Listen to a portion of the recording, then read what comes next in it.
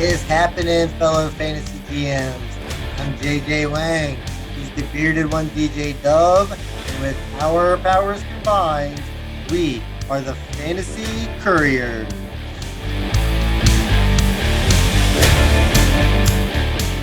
What is up, JJ Wang? Welcome back to Virginia. I hope you had a great trip. I saw some awesome pictures, you and your daughter traveling across the country, but it's good to have you back in Virginia here. Yeah, it's good to be back. I mean, it's always good to take vacation, but at the end of the day, you always want to be at home. So it's fun to go see people, but I'd rather must be back here. So yeah, we had a good time. Definitely ready to get back on this fantasy football train. Homebodies, and we are a couple days away from our auction draft. We'll talk about that in a bit, but a couple of things as we get into the show. We have some new and exciting news. Number one, I discovered this week, I didn't know it had officially come, but we are on Apple Podcasts. So if you are a iPhone, whatever you listen to, it probably shows up on your iPad. We are there. Come listen to us on Apple Podcasts. Plus, we also have a website. The website is the fantasycouriers.wix site, wixsite.com/website. If you can't remember that, it'll be on the YouTube screen, or it also, the links are on our YouTube channel. So the website and our YouTube channel has all the links to any way to contact the couriers. You can hit us up on Instagram. You can hit us up on Twitter. We had a poll this week that went up about D Hop and DK. It was a really close poll that went through. We have had a bunch of our pictures up there that have showed up. You can see our rankings from our previous ranking show on there as well. But we have a goal right now. We would love to hit 100 subscribers on YouTube. So we're going to talk about YouTube for a while. We are at 15 now. That's pretty good for an 8-week start, but we want to hit 100. Get us there. I'm happy at 15 subscribers. I mean, I'm ecstatic right now. I never thought I'd have that many ever, but I mean, why not shoot for the stars? Let's go for 100. Let's see how far we can take this. And I found a couple of new toys while playing with YouTube. If you look at the bottom of our screen, there's a little square that says the Fantasy Courier. You click on that and it says subscribe. You can subscribe to us from there. If you go to our channel, there's an about section that has all the links to everything on there.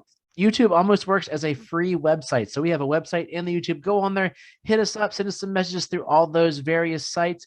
And we're still looking for anybody else to send in messages that would like to be part of our Keep Trade Trash segment. We're going to record that at the end of the month. We got some great entrants so far. And another entrant we have right here is our first email on our website. It was a message, and it's from Ricky the Man from Front Row, Virginia. He's a guy that's part of our auction league. He's also in my OG Dynasty League.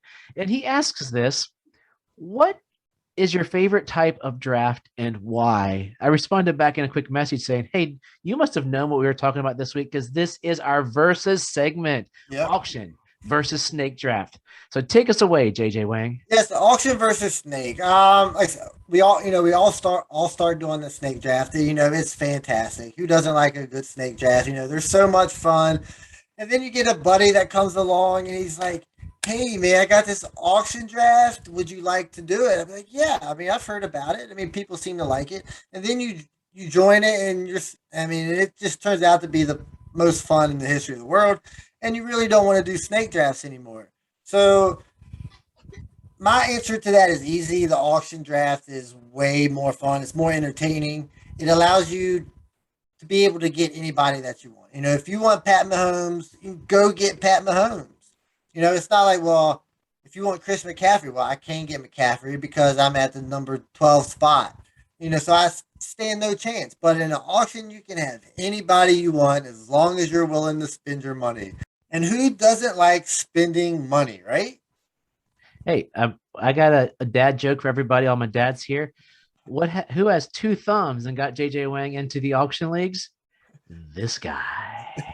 Auction leagues are the best, but the only downfall of an auction league. So you go into the fact that auction league is so interactive. It gives you something to do. Our auction league takes about 3 hours. I get to auctioneer it. We have fun. We get to talk. We're busting each other's chops. We know the guys so much that I know there's a bunch of Raiders fans. So I throw in Raiders just to have them waste their money. And there's different strategies to auction league that just make it exciting. And as you said, if you want Patrick Mahomes, you could get Patrick Mahomes, you could get Christian McCaffrey, and you could get Tyreek Hill all on the same team. But then you're going to realize you're out of auction money and the rest of your guys cost $1. But you can do that, which makes auctions so much fun. The only somebody has to play the bad cop in this situation. I guess it's me. The only downfall to the auction league is got to be a league generally of people that know players in the league. It's got to be more experienced fantasy players, because if you're going through, once you get through certain rounds of the auction, some guys are, if you have never played fantasy, you're not going to know who Amon-Ra St. Brown is, or who some of these later guys are that'll be dollar bids at the end. That it makes a snake draft. The only time I see them as a bonus, they are bonus for a novice learner. So if you're learning fantasy, if you're like, hey, I found these really handsome guys that have faces for radio and I want to watch them on YouTube, that I'm starting fantasy, go the snake draft route. That gets you used to. You'll see the rankings. You can go through. Guys will pop up on your screen as you're doing it, and it's easier. It's also easier usually for a family league, because the family league does include more people that are more casual fans. Auction does have to be a more serious fan in and of its all. Unless everybody in the auction is like, first you're getting into it, you're learning it. You want to have probably an auctioneer that can get you through the league, or make sure if you do it, you do have printed off names of players, which we do have, but we always print off a couple, like just top 200 list or whatever, just in case we get through names. But auction is the way to go if you want a fun interactive draft. If you just want to get guys so you can play fantasy football, snake draft's the way to go. I mean, I don't mind the snake draft. I mean, it's going to get everybody involved. I'll do a, I'll do a fine snake draft. I got no issues. But like I said, it's waiting when you got that first pick, and then you just got to sit there and wait, and you're just watching all these people drop off the board. You got to wait another 23 players, and you're like, man, now it's just not as fun as an auction draft. Like I said, once people do an auction draft, they'll be like, yeah, this is the way to go. But I mean, like it's getting them to go that route, because, like you said, you need to be more involved. There's not really any downtime in an auction draft, because you're constantly in the game. That's what makes it so fun. I mean, you always got something to do.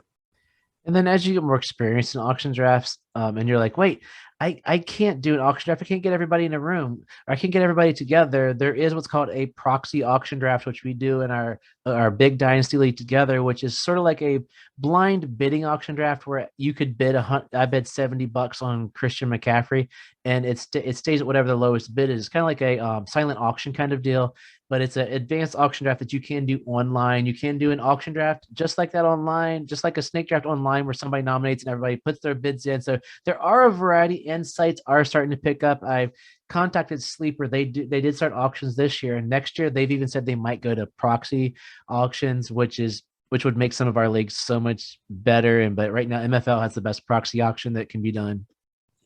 So we're getting into, last week we talked about our studs and busts from round 1 and 2, which led to a little, just a slight controversy, because we all know DeAndre Hopkins is better than DK Metcalf.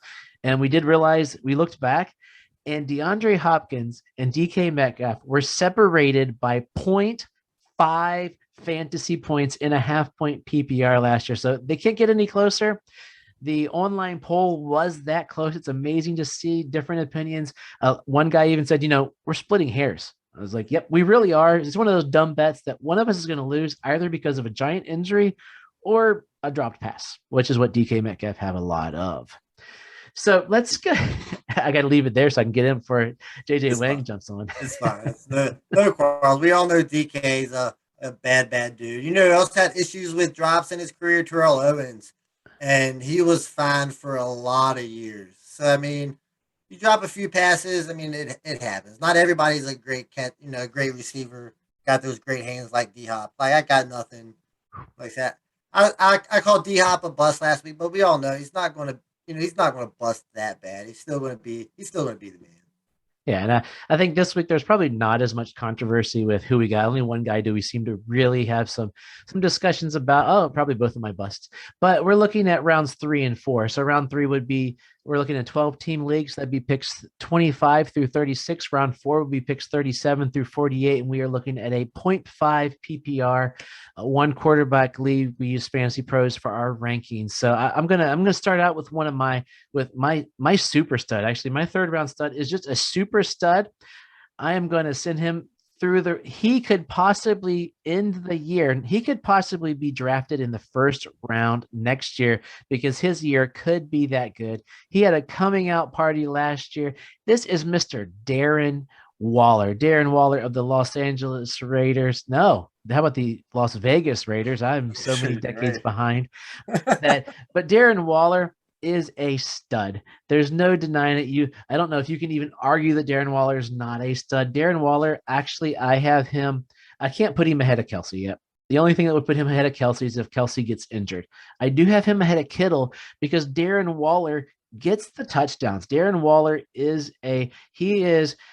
he is Derek Carr's number one receiver, number two receiver, and number three receiver. He looks at him three times before he even thinks about Henry Ruggs, before he even thinks about Brian Edwards, both the guys who people think are going to explode this year, before he thinks about John Brown coming up this year.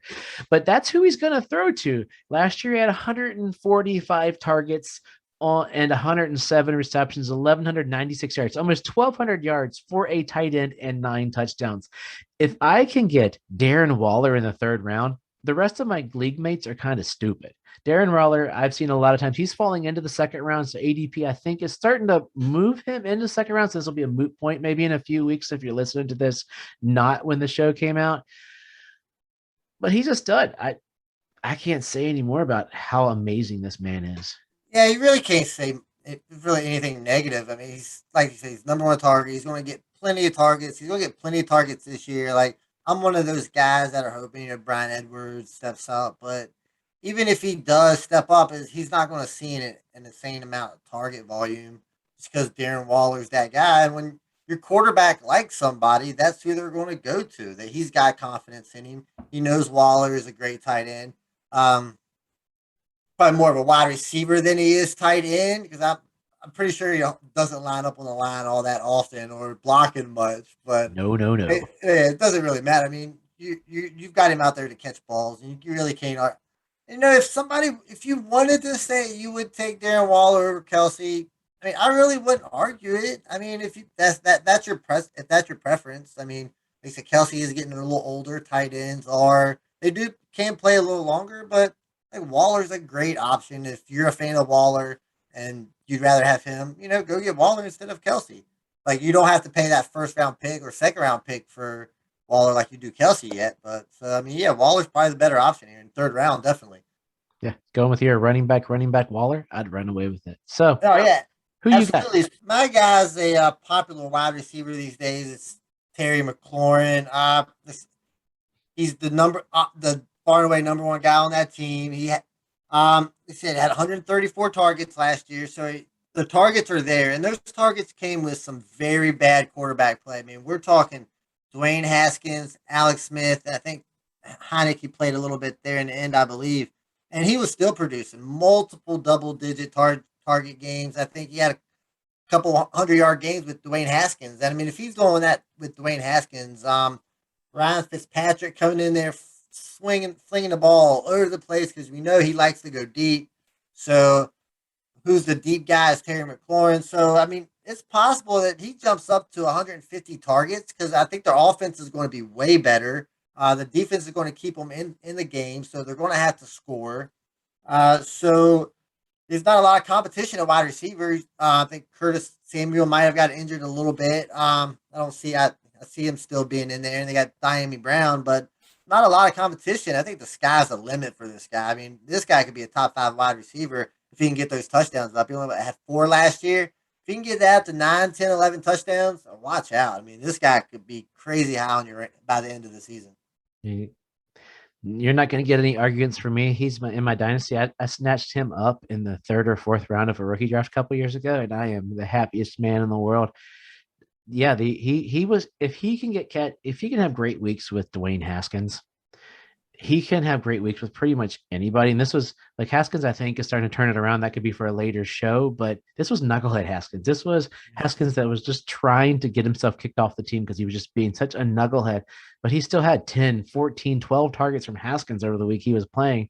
And I think really the key thing you mentioned there was touchdowns.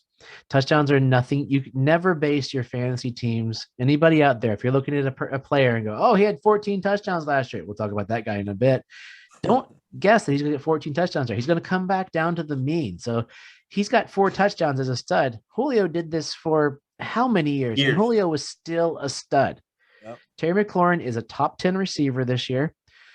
He'll lose. I think he's going to lose some receptions. Apparently, Humphreys is getting some connections with Fitzpatrick. The only way Terry McLaurin is not a top 10 player, in my opinion, this year is if both of his legs fall off. That's all I got. Yeah. Yeah, so I mean, we agree on that. I won't spend any more time on that. We'll jump over here to my bust. So these third round players, I mean, they're kind of hard to put in this bucket here. But my guy's going to be Miles Sanders. It's not I'm not a huge fan of the Eagles' offense. He's a solid running back. He's very boomer bust for me. I mean, he'll have games where he gets that 73-yard touchdown. Have 20 fantasy points, and then he'll come back the next week.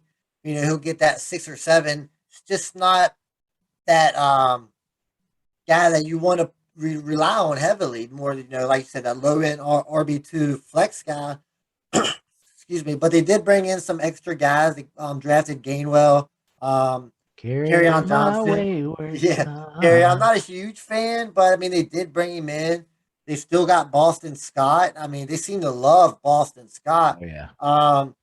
So they're probably going to run it a lot. You really can't trust Jalen Hurts to be throwing the ball all the time. So definitely going to get some carries, but just don't trust him to be reliable every week. And as an RB2, I like a little bit of reliability there. I want to be able to know that you're going to be, a top 24 wide receiver more weeks than, you're not. I don't like the boomer bust aspect. I say that for more of the flex guy. But I know you like Miles Sanders. You got him in a couple places. Let's see what do you got positive for him. I'm a Miles Sanders fan. Last year, had him in more places than I do this year. He is my number 2 running back on my big dynasty team. I am fading him though. I do think Miles Sanders has the ability. He just hasn't. He could. There is so much shade on him this year. I could see him totally blowing us out of the water. I don't think he will. I probably would align more with you him busting, which scares the tar out of me. Luckily, I have Zeke in that league, which scares the tar out of me. But there's too many mouths to feed. I've even read recently this week something that came out, or last week something that came out was that Miles Sanders might be in a 50-50 with Boston Scott. And if that happens, they love Boston, like you said. The numbers won't be there. Miles Sanders, I would love to see them just put Boston Scott, Miles Sanders, and just run the wishbone with just run good old Navy running plays with Jalen Hurts, and that's what they're going to be, old school Navy Oklahoma football. Just let them all run. And Miles Sanders, I could see him realistically, if I had to lay a wager on Miles Sanders, he's going to get 800 yards and 6 touchdowns, maybe 25-30 receptions, which could be that's a running back too. Not one that you're going to go, yay, I got him, but one that you're like, yay. Yeah, I got him. Like I said, if he could anyway bring those receptions up a little bit, I'm pretty sure he can do it. I mean, you get a good receiver coming out of the backfield. But like I said, with those scrambling quarterbacks, they say some reason they just don't drop the ball off to that running back as much as, and that kind of leads us into your guy as our bust here. Let me know. Let me know who you got there. So as I was thinking about this, I was listening to a podcast and they pointed out that generally third and fourth round running backs you tend to want to avoid because they tend to be not, you don't get as high results from what you get, barring a random rookie or something odd happening, which always happens in fantasy. So I said, really? So I look back, and last year, the third round running backs, ADP, were Chris Carson, David Johnson, Todd Gurley, Jonathan Taylor, Le'Veon Bell, and Leonard Fournette. Really, only one of those names, like Chris Carson, is Chris Carson. He's a steady guy, good number 2, nothing horrible. The rest of the guys are garbage, and then Jonathan Taylor. So rookie who nobody drafted too early, had a decent season once he got started. But the rest of it, you're looking at David Johnson, Todd Gurley, Le'Veon Bell, and Leonard Fournette. That's a big old pile of guys you don't want on your team. So it's made me think, wow, guys in the third round tend to not hit. And it goes back to your strategy. You're a running back player. So if you're going to get running backs, you go early or you go late. Because we're going to hit the fourth round in a second. The fourth round guys last year were Melvin Gordon, Mark Ingram, and Devin Singletary. Woohoo! So, but then you get into the fifth round, which had Mostert, Akers, Hunt, Ronald Jones, David Montgomery, and DeAndre Swift. You see how there was that layoff. Like it's a weird like trap in 3 and 4. So I threw in a guy who I have seen go higher and higher each week. And that guy is J.K. Dobbins. Prior to the show, you looked up, like, where is Dobbins fallen? And in some drafts, he's fallen he went as high as 7. And we saw some ridiculousness. What was it, 81 or 71? 73. 73. Like, that's just a bozo. I think Dobbins is a great football player. Dobbins is a pounding running back that I would love to have on my team running up the middle. And for me, the Dobbins problem is the situation. He was great down the stretch. His last couple of games were, I feel like I'm arguing for him. I had him on one of my teams. His last couple of games were stout. But the thing was, we see him as stout those last couple of games from like, say, week 12 to 16. The most carries he had in week 12 to 16 was 14. Now, week 16, he did run for 160 yards, but that's an outlier. He ran over 100 yards twice last year. He ran over 70 yards 5 times. And they just re-signed Gus Edwards to a 2-year, $9 million contract. You don't sign a backup running back to that much money unless you're planning to use him. And Gus, the bus, is bigger than Dobbins. He could still goal line carries. Not even to mention the quarterback, who we're going to talk about in a moment, because he is quite the stud himself. But the quarterback is going to still rushing touchdowns. So Dobbins has I think, a lower ceiling than many people think. Like his floor is probably higher than a third round running back because I think he's going to get more carries this year. He's gotten better. As you get older, they give you more carries. I think he's going to still lose him to Gus. I think he's going to still lose him to Lamar, but the touchdowns are going to be the struggle. He still had 9 last year. I mean, that's what saved him, but I just gave him away in one of my drafts so I could walk away with Mr. Chase. So I know you love you some Dobbins. Go for it. So I do love me some Dobbins. I think he's gonna. I do think he's gonna kill it this year. So, as you were mentioning those third and fourth round running backs, it dawned on me. We talked about it before, and I really didn't catch it.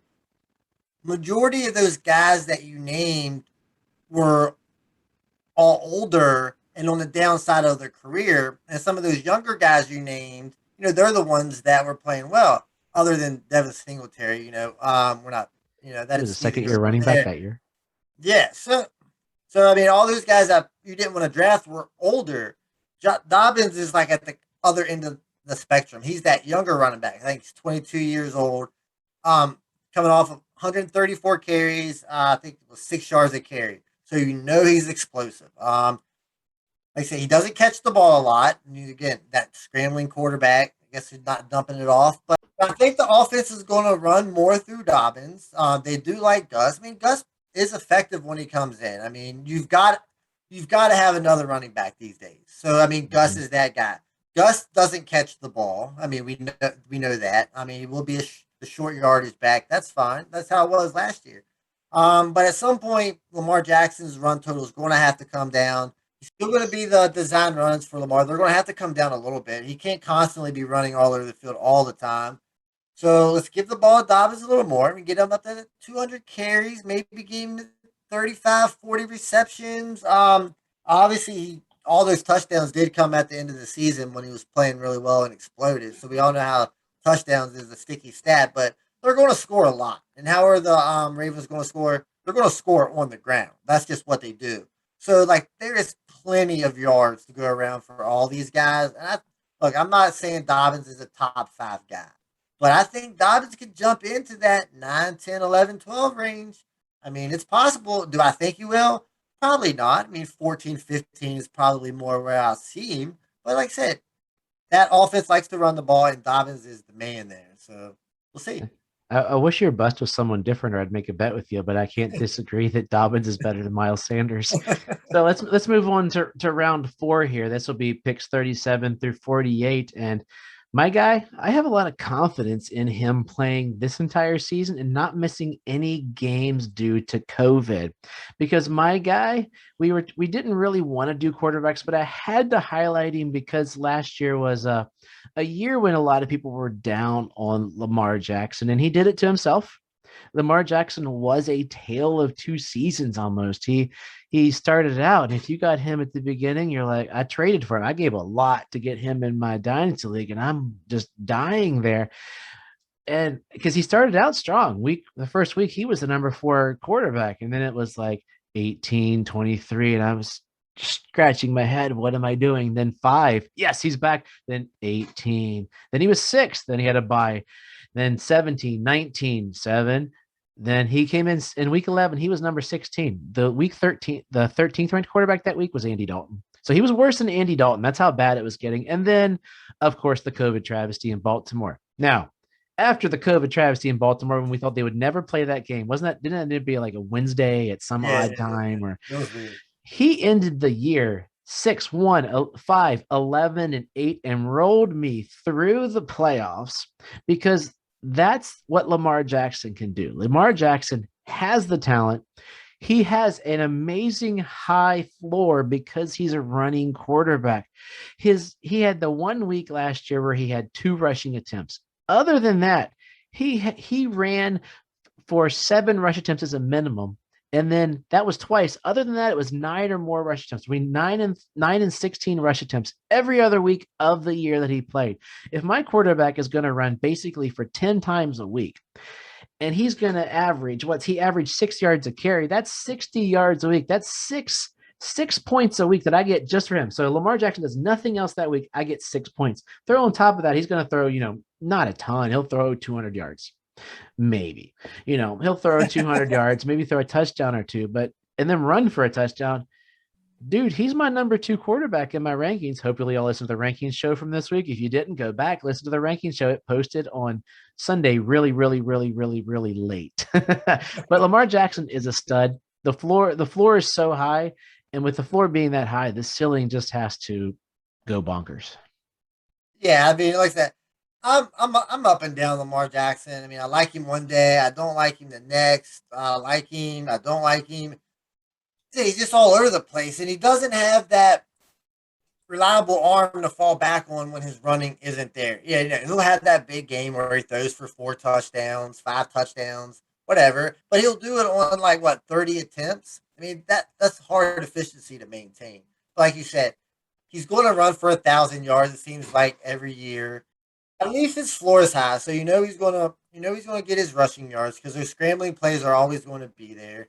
But like he said, he's your number 2. I just can't have him as my number 2 over Josh Allen, and somebody like that, because I think Josh Allen has that throwing capability. If his running isn't there, so like I don't have any issues with drafting Lamar Jackson because I know he's going to score a lot of points. But you need to be prepared for those games where his rushing isn't there, and that's gonna hurt him a lot. And I'm petrified for him future in Dynasty. But the interesting thing is his last 5 games when he was a stud, 17, 17, 22, 26, and 18 attempts. That's all he needed to be that high ranking quarterback because he runs so much. So I'll take it for another couple years, and I'm going to be petrified as I watch my team flush down the toilet when my running dynasty quarterback cannot run anymore. But yeah, I mean, he's the running quarterback, and he's going to get his points. So I mean, like I said, like we can't really argue with Lamar Jackson. So jumping over here to my 4th round bust, I've talked about it before. I won't spend a lot of time on it. It's Adam Thielen. All right, so jumping over my 4th round stud. This guy's consistent last 3 years. It's Robert Woods. Uh, so the last 3 years, his PPR rank has been 11, 14, and 13. And that's with Jared Goff, right? So we get Jared Goff out of the picture, right? Bring in a gunslinger like Matt Stafford. And with Akers going down, I mean, Darrell Henderson, I mean, all right, we could be excited for him, whatever. But this team is going to throw the rock. And if they're going to throw the rock, Robert Woods is going to be there to catch it all day long. I mean, over 130 targets the last 3 years, or last year at 129. But like I said, that's consistent. He's going to be there. So it's going to be a great offense. Cooper Cup's there. He's going to get his targets. Not too much on that third guy is Van Jefferson. Uh, Deshaun Jackson, but he's probably going to get hurt at some point. So yeah, I mean, fourth round, you need a wide receiver. Robert Woods is going to be consistent for you. You don't have to worry about it. Yeah, Robert Woods is the consistent guy there. The only concern I would have is, does he connect with Stafford? He's a great receiver. Is he the guy Stafford's going to like? Or is Stafford going to be a cup guy? Or is Stafford going to do something weird like be all about Van Jefferson? Who knows where Stafford's going to fall? But Stafford's got a sling because Stafford doesn't have anybody to run the ball. So he's going to sling the ball away and go for it this year. Let's go on to I think my fourth round bust is a little more controversial amongst circles because some people love the guy, some people don't like the guy, and it's Kareem Hunt. Kareem Hunt is part of probably the best 1-2 punch in the NFL. Arguably the best backfield in the NFL. If I started a team and I had to choose one backfield in the league, it would be the Browns. So I'm not a Kareem Hunt hater, but I the love for Kareem Hunt for me has just gotten so high. Like I see him fourth round ADP, but I just hear so much love in him moving up the board more than I think I want to, and I don't think he's consistent enough that if he is so Chubb dependent that if Chubb was to go down, would Kareem Hunt be a top 12 running back? And the weeks that Chubb was gone, Kareem Hunt only had 72, 40, 76, 66, and 11 rushing yards. He is supposedly, he is the receiving back, and that's how he's known as. But if you look closer at Kareem Hunt's stats, he only had over 4 targets 3 times last year. So he's known as the receiving back, but he's not. What he is for the Browns is he is insurance and he is the closer. So if the Browns are winning, he will have a more effective role in the fourth quarter because they don't want to hurt their stud. The man that got paid, Nick Chubb. I think they paid the man they did pay. I was talking with a guy on Instagram, I believe that, or Twitter, and talking about they did pay Nick. They paid Kareem Hunt. They paid Nick Chubb, but they paid Nick Chubb a lot more because Nick Chubb is a lot better. Kareem Hunt is a great compliment, but not worthy of being the number 22 running back. There are 32 teams. I would say a starting running back is usually generally in my thought considered better than a backup running back. Like would he be maybe 30 maybe for me? If I had to say all the number ones are first, then put him, fine. But he's not 22 in my book, but he is a good runner. Yeah, I mean, he's a solid running back. I mean, he's proved it his whole career. He's always been good, but like I said, he's just the number two in that offense. Is he a good flex play? Sure. I mean, because the opportunity's there. I mean, from what I gathered, the Cleveland Browns offensive line is one of the best in the league. I didn't know that. Just heard that recently. So you know they're going to run the ball a lot. So there's going to be plenty of carries to go around because it's only those two guys running the ball. So and Nick Chubb gets 250 carries, and there's still going to be plenty of carries left over. But like I said, would I be excited to have Kareem Hunt on my team? Probably not. I'm not really. Probably wouldn't draft him anywhere. He's probably be gone before I will. But like if he fell, I mean, solid flex, sure. So jumping over here to my guy, my fourth round bust. I won't spend too much time on it. I've talked about him before. It's wide receiver out of Minnesota is Adam Thielen. We all know Adam Thielen's been solid over his career. Been a top 10 receiver. Really can't last year Jefferson came in, started stealing that number one guy. But like Adam Thielen made his living last year on touchdowns. He had 14. That's a lot of touchdowns. And we all know touchdowns, you can't count on them every year. So would I be surprised if Thielen dropped down to 4 or 5 touchdowns? I mean, it wouldn't surprise me. Irv Smith jumping in there, maybe getting a few more receptions, but like I said, I think his career is only going to go down from here. Like I said, you're getting him in the fourth and fifth round. So I mean, I would like a little something more out of my fourth and fifth round, but he's a solid receiver. I mean, just going by his career, he's a solid guy. I mean, I probably won't have him on my team, but he's not great. What do you He's got? he's a wide receiver 3 for me. I expressed earlier that I liked Adam Thielen. I think but that's his role, wide receiver 3. And if you're getting a wide receiver in the fourth round, that's your number 2 wide receiver. People right now, it appears as though they are chasing the touchdowns. And as we said before, sticky stat, we're not going to chase touchdowns. It's foolish. I envision him getting about 8 touchdowns this year because I think he will get, and it could be more. And he could, the only way I could see him getting touchdowns in that area is the double teams going on the other side. Jefferson's going to get Jefferson's a beast. They know he's a beast. They might slide a safety or an extra corner in that side to guard him and leave Thielen by himself on an island. And Thielen's a great player. Cousins will hit him as long as Cousins playing, but Cousins will hit him. He'll probably be in like what, a plexiglass dome while he's throwing the football. Yeah. But I'll be here all day, everybody. But so yes, I can't disagree with you. Those were our studs and our busts for the third and fourth round. Next week we will go into studs that we see throughout the rest of the draft. So let's close out today by looking at training camp uh-ohs and some hype we believe. A couple quick uh-ohs to go through, and then I'll take some ideas. I'm gonna throw I got 3 uh-ohs to throw at you, JJ Wang, and you'll throw some ideas out there. First is Michael Thomas is going to be out for 3 months after some surgery. He'll be back maybe October, just to make New Orleans more frustrating this year. Plus, he decided, hey, I'm going to ghost the Saints and not talk to them for a couple months. So who knows? There could be a big disaster and a disagreement coming up after that. DJ Chark fractured his finger. He should be ready for week 1. And Saquon Barkley might not play until week 3 as they ease him back in, because it did happen last year. He did have the injury early, but surgery wasn't until late October due to some swelling in different parts of his knee not being in super great, I'm not a doctor condition right now. So give us some thoughts here on Michael Thomas, DJ Chark, and Saquon. Yeah, so the whole Michael Thomas thing, I'm not really sure what's going on there. I mean, we all thought Michael Thomas was, that good dude, wide receiver, but he's kind of weird lately. Decided not to get the surgery till late. You know what's going on, but with Michael Thomas going down, the Saints could be a really, really bad team. I mean, look from the looks of it, they're only going to have one good player in Alvin Kamara. I mean, he can't carry the whole team. He can't play wide receiver, running back.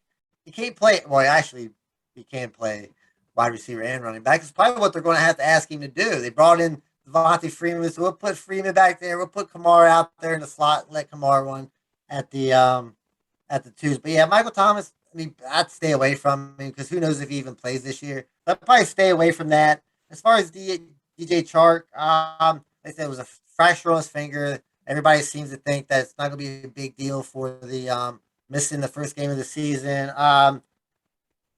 There's a couple guys. I think it's Jalen Camp, Colin Johnson. But Colin Johnson's a big dude.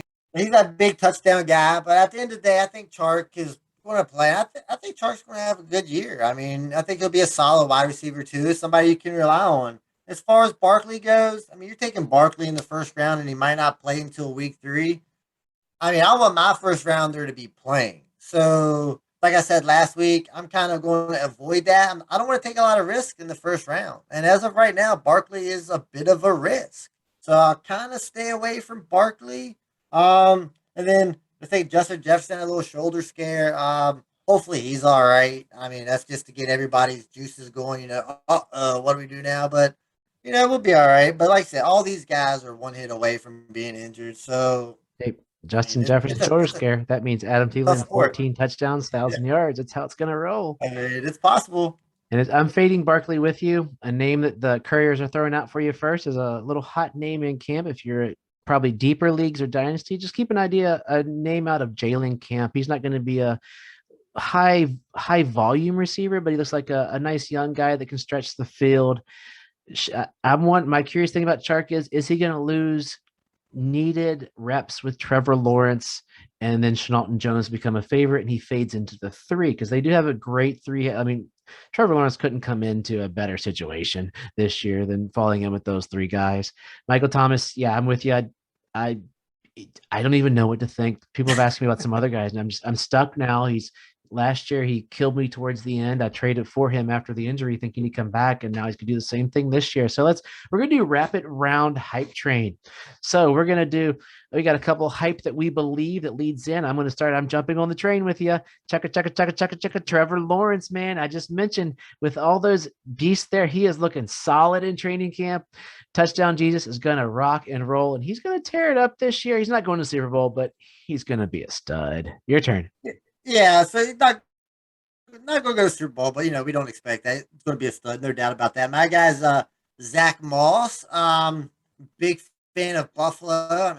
I'm a big fan of Josh Allen. I'm gonna ride that Buffalo train. I think they're a super good team. They said he's getting all the carries in camp. So that's what you want. You want somebody who's going to get all the carries. Not too worried about Devin Singletary. Didn't I mean he was okay. He's fine, but like I said, today's game, you need two running backs. So Devin Singletary is going to be that fine number two. Zach Moss will come in and get those grounded yards.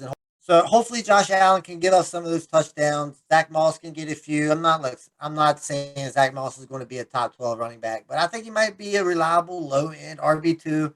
You can put him in that flex spot. I mean, somebody's got to carry the ball there, and I think Zach Moss is going to get that first shot. My boy, you've heard me say it. Ramondre Stevenson's had the worst best week of his career, his young career. He finally got back on the field. They asked the running back coach what's he's doing right, and he pretty much said nothing. And then if you go to YouTube, check out the stick that Ramondre Stevenson set. It is pretty nasty. And during the scrimmage, they said a nice stick. Now, that being said, tell us your hype. From Oriole. But that being said, my hype is going to be Damian Harris because one hit stick move over a cornerback in practice doesn't mean you're going to get the ball when it counts. Like we all know, Belichick has a thing against rookies. So Ramondre Stevenson is probably not even going to play this year. So all those carries are going to get funneled to Damian Harris. We do know Cam Newton's going to steal the touchdowns. That's kind of baked into it. But it's like same thing as Zach Moss. I think he might be a little better than Zach Moss, get a few more carries. But we all hate the New England running backs, but I think this might be the year where you might find that solid RB2 in that running back camp. I'm gonna close this out here. My boy Cortland Sutton came back.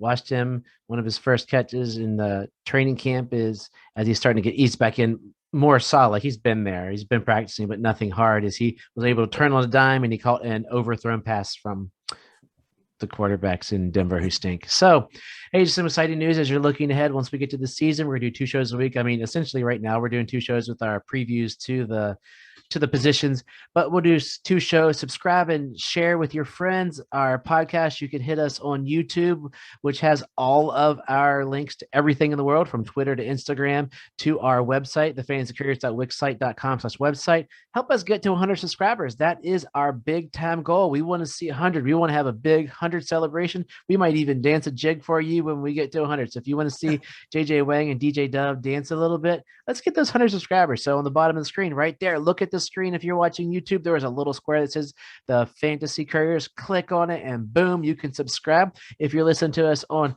Apple Podcast, Google Podcast, Spotify, Breaker, or Pocket Cast, subscribe to us there and share all these with your friends. So JJ Wang, take us out of here.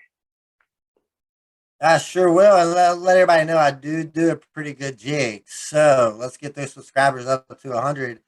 And yeah, it was a fun show. And trust yourself, trust the process.